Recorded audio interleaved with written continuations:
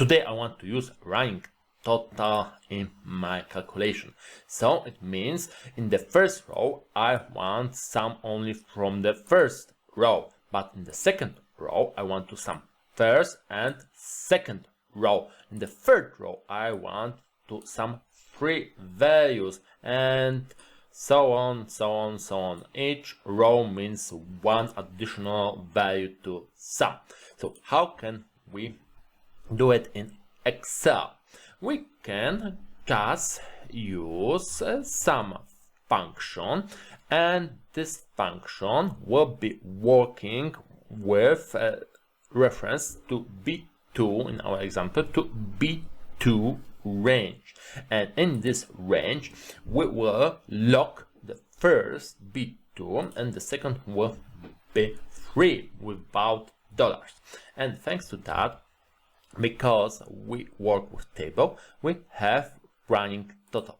But running total in such a way, it's problematic in Excel tables, because when I add new row, the last row will be automatically expand to the new cells, new rows, and we cannot work with such running total in tables. So what can we change here?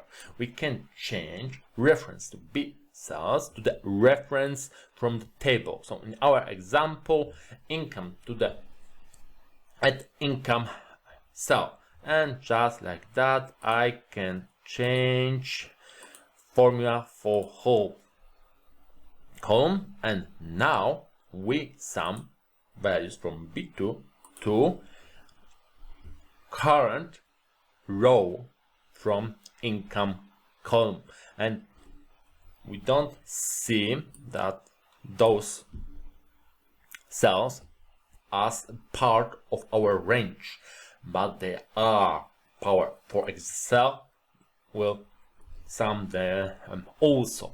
And now when I add again one more row, we don't have problem with running totals in Excel tables, because we are using reference that will change automatically, and Excel don't see in them whole column when he expands tables.